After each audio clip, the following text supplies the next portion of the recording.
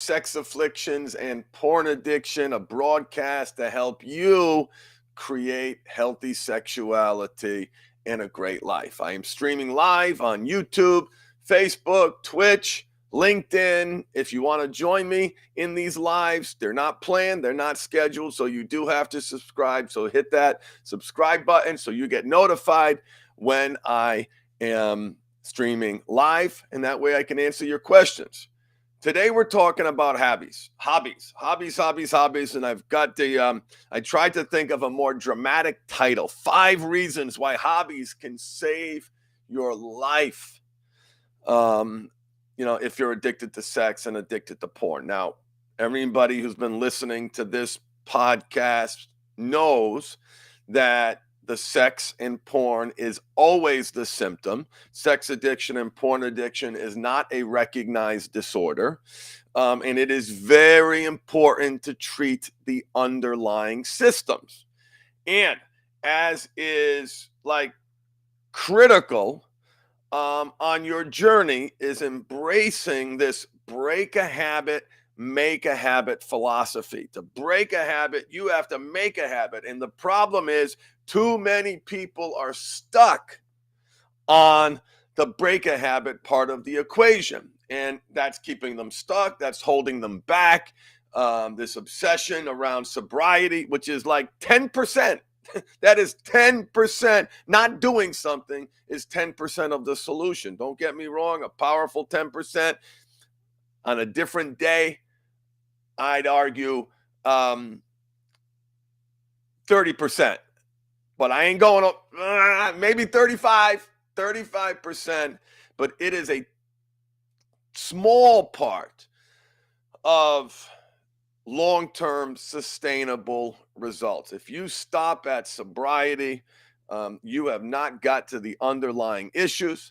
And so I want to talk about hobbies today.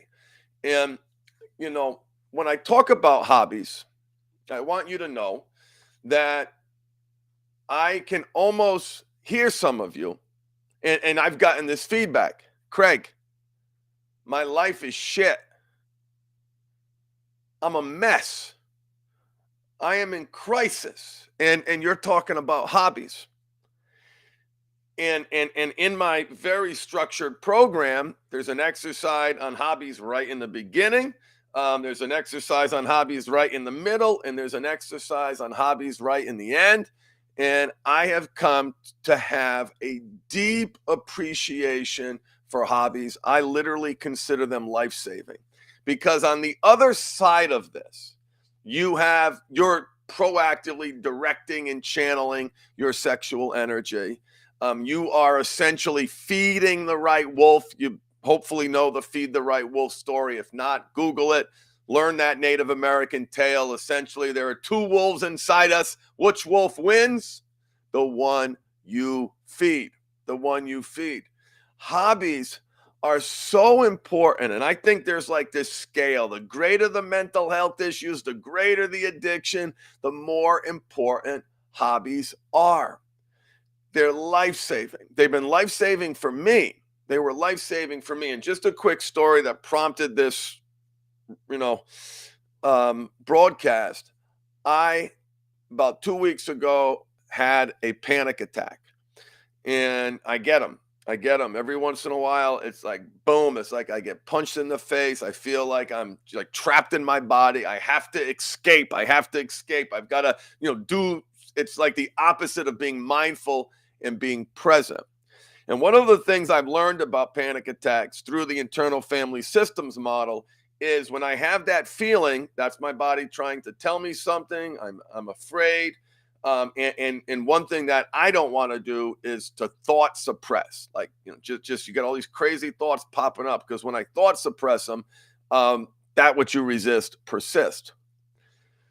So I'm having this panic attack. I'm alone, and dark thoughts, and I needed something to help me emotionally and physically regulate.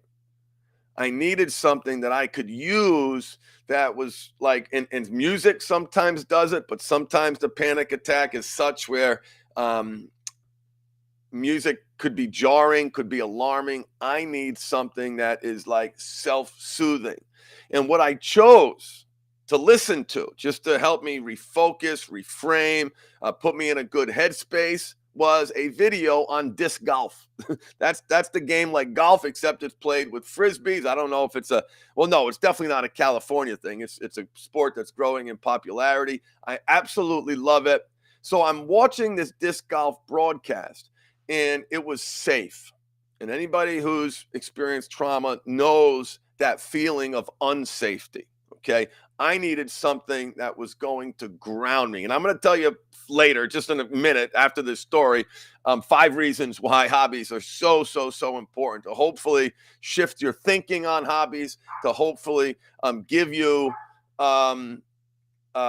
just a path, like, hey, this is, to prioritize it. That's my goal in this broadcast, is to spark an interest, get you focused on the make a habit part of the equation, get you focused on feeding the right wolf, and highlighting how important hobbies really are.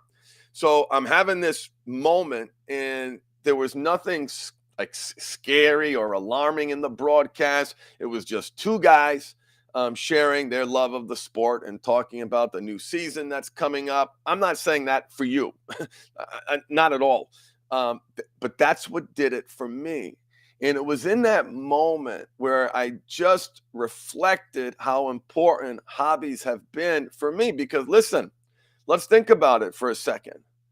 Your addictive behavior, whatever you're defining as your addiction, is a hobby. It's a hobby, right? Think about it. It's something you're spending time on it in a pretty regular fashion, pretty structured way. It's a secret hobby.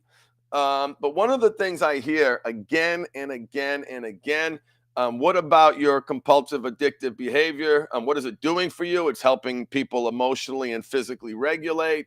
It's helping them manage stress, anxiety, modern words for fear. They're using their sexual habits to manage, fear. It's providing them with an escape. It's managing their low self-esteem. It's creating this cascade of feel-good chemicals that the body is drowning in. But of course, there's the crash, and then there's the shame crash. It's a hobby. It is a hobby. And it is serving a purpose. It is meeting a need. And when you do the math, anybody remember those geometry proofs, right? You had one side and you had to do, I don't know what you had to do, but you had to make those 2 sides equal. They were a proof. This side equaled that side. You proved this fact. And when you make that list of the, here's the list of the break a habit hobbies, hobbies, actions that you're performing that constitute your addiction. And then on the other side, here's your make a habit. When you look at the needs that your addictive behavior is meeting, it becomes abundantly clear that you need a hobby. And let me tell you why hobbies are so important. And listen, there's 100 reasons. There's 100 reasons. And I'm certainly aware of hundreds of men who have changed their life doing a number of different things. But hobbies were and are an incredibly important part of their journey to healthy sexuality and a great life. Hobbies gives people, number one, hobbies give people a sense of purpose.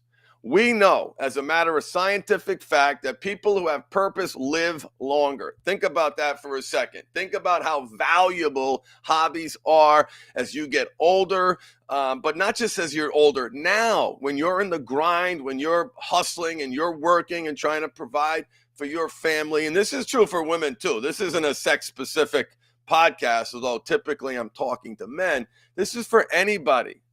Hobbies give you a sense of purpose. Second, hobbies are very mindful, just like your addictive behavior. When you're in that addictive behavior zone, there's nothing more mindful. You are so present, so focused. It's that's one of the quote unquote positive attributes of the behavior. The rest of the world is out there, it is away from you. You're here. You're here. Well, hobbies do that too. Hobbies are very, very mindful activity. When you're in your hobby, and doing something that you love and that makes you feel good, it is a very mindful activity. Number 3, hobbies let your inner child play. Hobbies let your inner child play. All right, let me just block some of these people here. One of the challenges of going live. There we go. So, where was I? Hobbies gives you a sense of purpose. Gives you a sense of purpose. It is mindful. It lets your inner child play. If you were to go back when you were a child and talk to that little boy and said, hey, when you're 30, when you're 40, when you're 50, you are going to be a slave to your job. You're going to,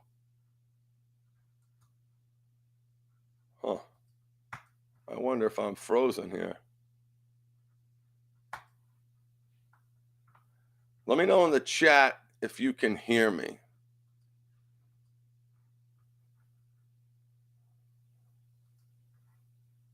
Let me know in the chat if you can hear me. How do we do that?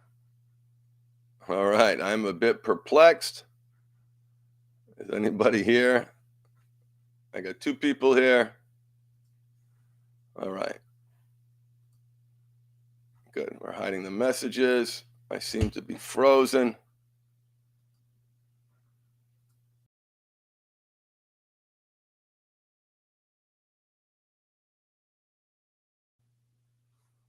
All right, we're still going. All right, let me know in the chat. Sorry about that. Technical difficulties. If you are watching me on YouTube or LinkedIn or Twitch, YouTube, say hi in the chat. Thank you, Lauren. Hello, hello. All right. Well, that is definitely the challenges of streaming live. Sometimes somebody was posting something that I had to get rid of very, very quickly, which I did.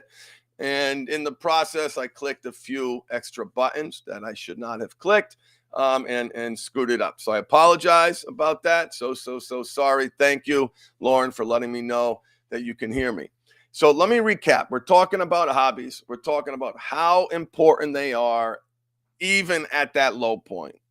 Even if you can go from low point, usually get caught, rock bottom, low place, and you've got like a teeny tiny bit of hobbies, it's going to have such a big impact, and it is critical to the solution.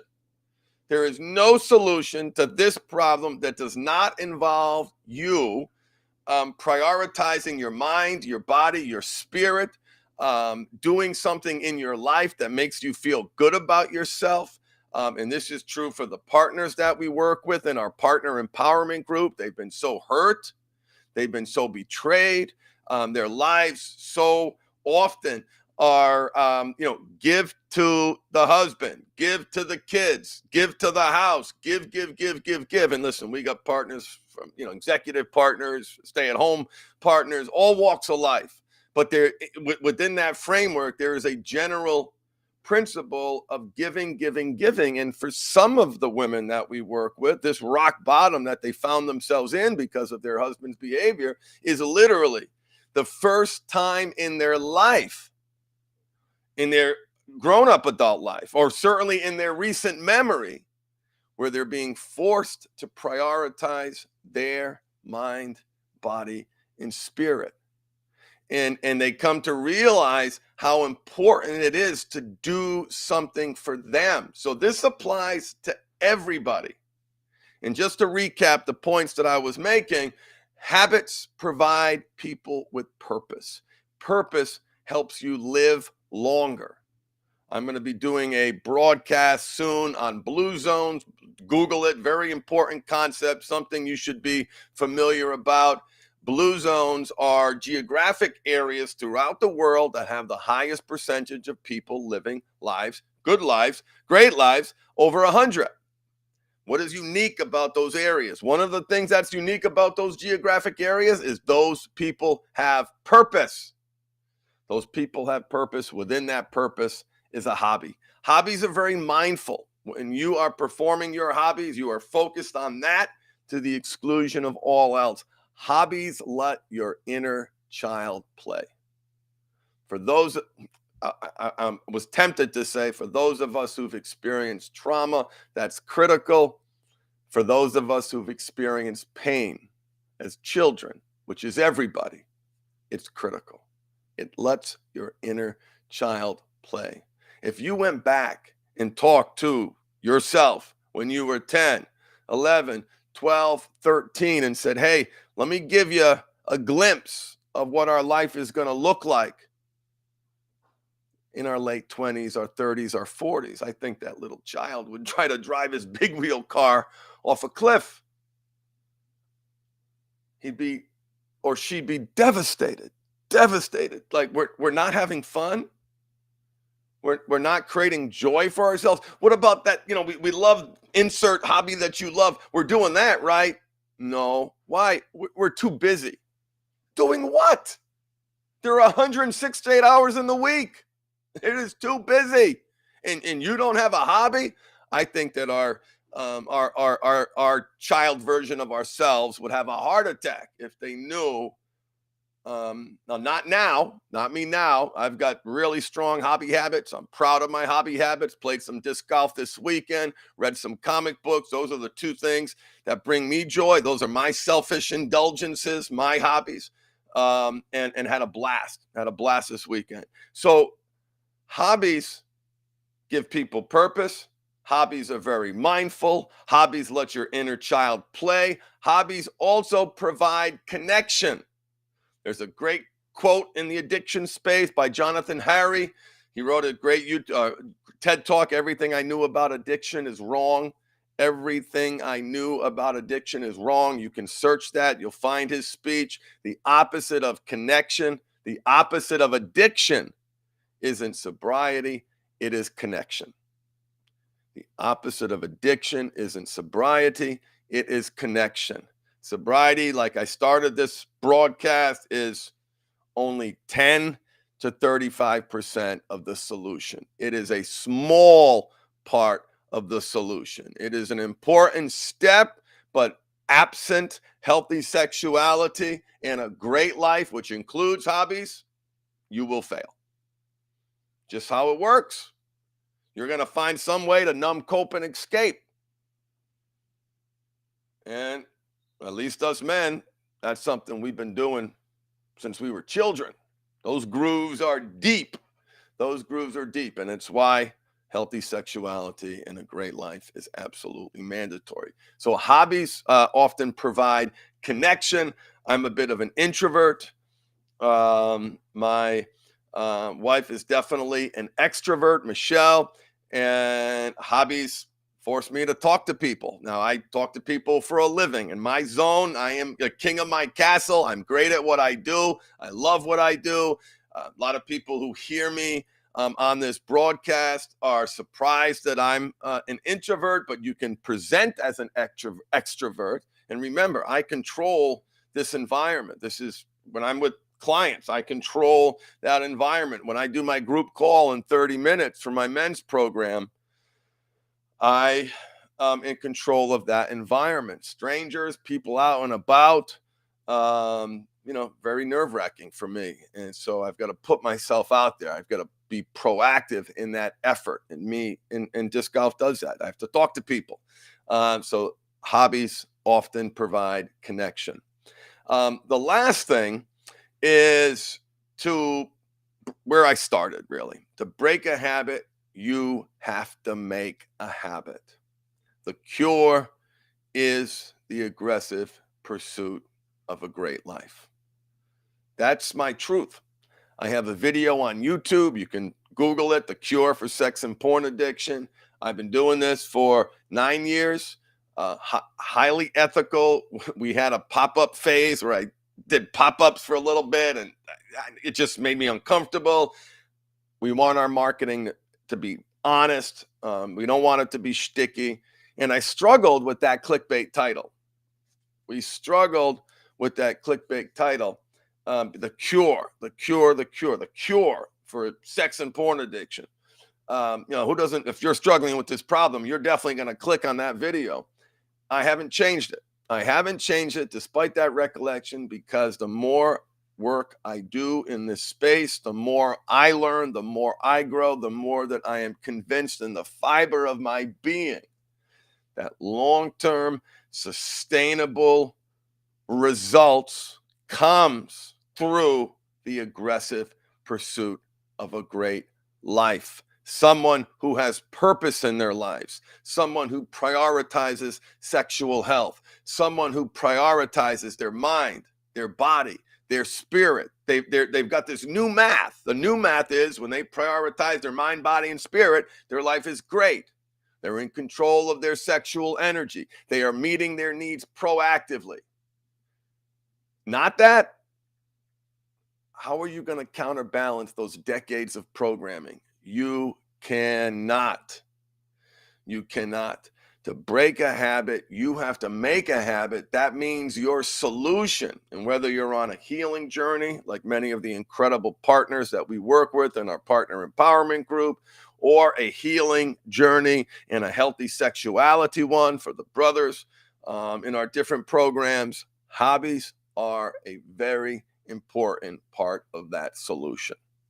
Now, if you are in crisis, you may only have, a 1%, maybe just an awareness of what hobby you might want to pursue. But grow that 1%. Grow that 1%. Too many people in this space are too focused on the break a habit part of the equation. That is the legacy of the porn addiction and sex addiction model. Obviously, this behavior is addictive, but using it's important to focus on that make a habit part. And we have Lauren in the chat talking about how hobbies and 12 steps have been a lifesaver for you. Let me know your relationship with hobbies in the chat, and certainly let me know if you have any questions. I know that I would not be where I am at today if I didn't prioritize my mind, my body, and my spirit. That includes hobbies. My behavior, my secret life was a hobby. In fact, when you're in that life, the guys who cross lines and pick up women and solicit prostitutes, they call themselves hobbyists. Hobbyists. And I think that's such an apt title, because there's something very selfish about that behavior. It certainly consumes time. It is certainly very mindful. It's certainly feeding. It certainly does have positive attributes in terms of the escape that it provides. And of course, it is causing terrible damage. And if you want to break a habit, you have to make a habit. And please, please, please, please, please find a hobby. If you can't find a hobby, try a bunch of different ones until you do. Do something that makes you feel good about yourself. Do something that lifts you up. Do something that inspires you.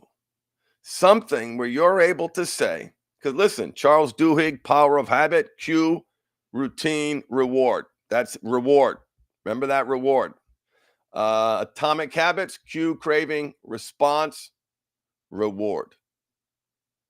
Both of those habit cycles from two of the most popular books on habits, Charles Duhigg, The Power of Habit, and James Clear's book, Atomic Habits. The result of that habit is a reward. What you have to do is take ownership of that reality, recognizing that your compulsive addictive behavior is serving a purpose and meeting needs, and meet those needs proactively. And having a hobby can be a really, really, really important part of your aggressive pursuit of a great life. Thank you, thank you, thank you so much for listening. Sorry for the technical difficulties. Please, before we wrap up, if you have any questions, put them in the chat. Way to go, Lauren. Congratulations on your hobbies. It sounds awesome. Renovating houses. That is very, very cool. And being the child of an alcoholic, you certainly can appreciate the absence of the neglect that comes with that. All right. Don't see any questions. Thank you so much for listening. Feed the right wolf, embrace your power of choice, and I'll see you next time. Subscribe, please, so you get notifications. You can find me on Twitch. You can find me on Facebook. You can find me on YouTube. You can find me on LinkedIn. If you sign up for, follow me in any one of those places, you'll get notifications when I go live. And that way, we can have a back and forth. I can help answer your questions. So if anybody has any questions, put it in the chat because we're going to wrap up soon.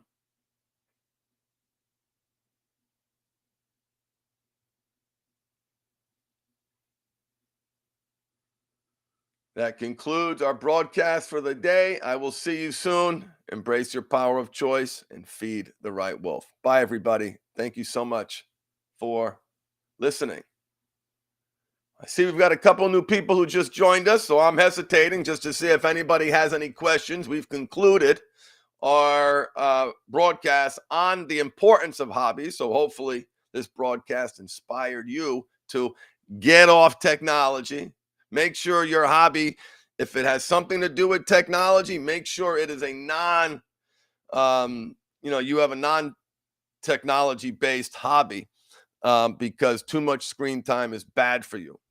Too much screen time causes depression, causes anxiety. Too much screen time, particularly for women, increasing the rate of body dysmorphic disorders and self-esteem. And I'm tempted to start every broadcast as, okay, listen to this, but after this, shut your phone off, get out there and feed that right wolf and do something that does not involve technology.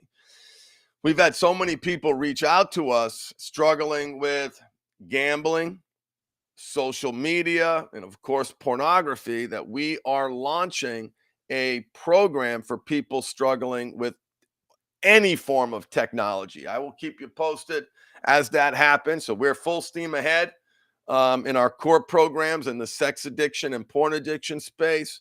There are too many people out there struggling with other addictions, and there's a lot of guys who maybe aren't at a place in their life to say, porn is having negative consequences in my life, but man, my relationship with technology is a disaster.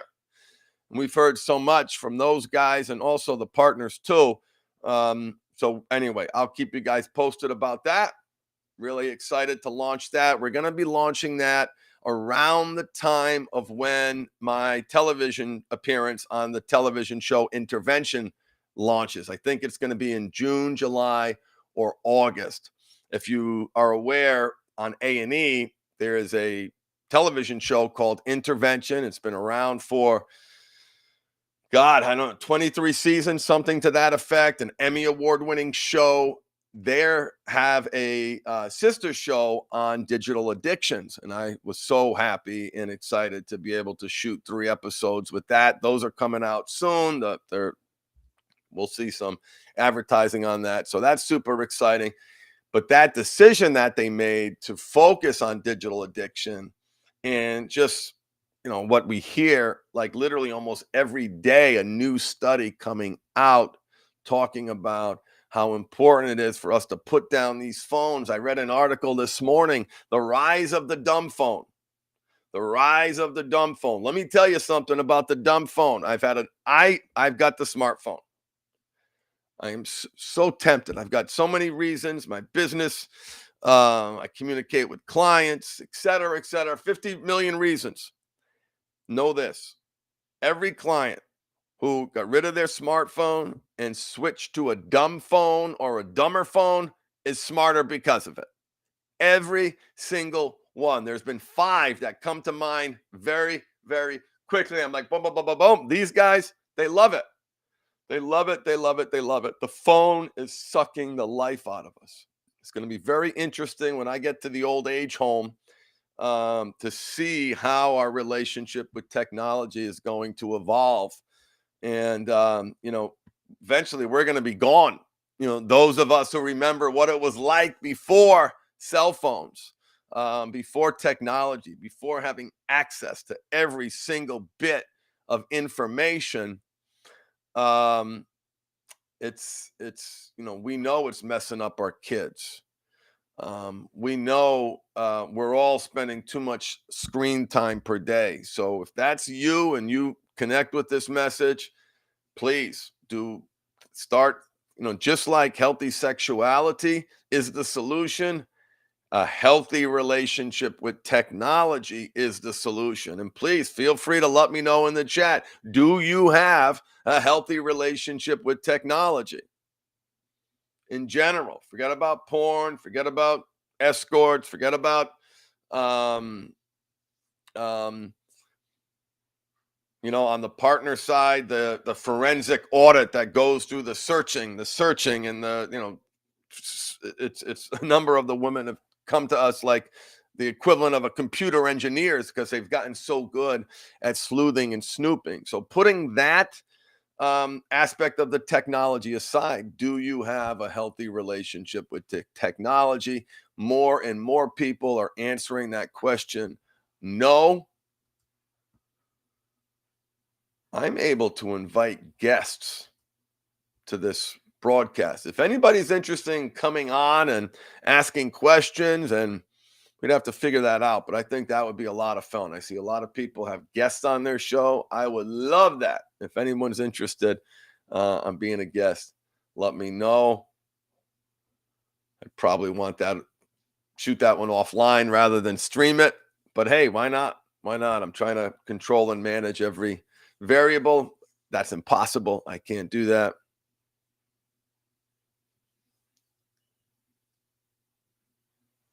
So Rubber Ducky notes in the chat, he's been clean for almost 2 years and still doesn't want sex. What the heck? Um,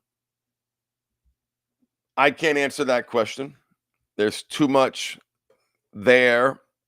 And it's certainly complicated answer, complicated issues. Um, it is almost 9 years, 1,000 clients, 27 countries. Not one of them primarily had a sexual issue. It's always the symptom.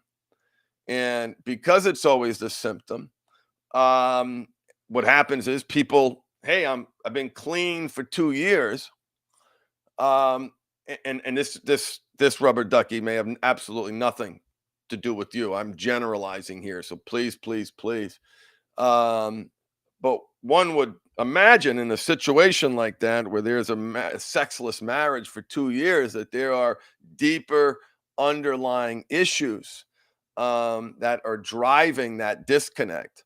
The issue has never been, well, certainly the behavior, the addiction contributed to that. Um, there were always deeper underlying issues, and I hope you're able to find the help that you need to address those deeper underlying issues. And again, I'm generalizing here, but I've got a philosophy that energy has to go somewhere. That energy has to go somewhere. And what we've learned and what science tells us, when that energy goes towards husband and wife, those are usually the folks that I'm working with. When that energy is going in that direction, everybody's happy, everybody's healthy. Sexual health is mental health, sexual health is physical health, and sexual health for some people can be spiritual health. So I wish you the best in trying to solve that problem. I would strongly encourage you to um, examine that problem through a non-addiction lens. I would throw those words out, my vocabulary, and search for people who can help. And that's probably not someone in the sex addiction space. I'm so sorry that you're experiencing that. Yeah, that's the tough thing with questions. It's easy to generalize, and it is very important to be abundantly clear that I'm not, giving you advice. I'm responding to text in a general way based upon my observations. But it's very important to make sure you're getting local help, a therapist, a coach, someone who can help you address these underlying issues. All right. Well, thank you guys for being here. Enjoyed this conversation. Look forward to doing it again. Subscribe so you get notified. And that's it. Have a great day and have a great week. Bye, everybody.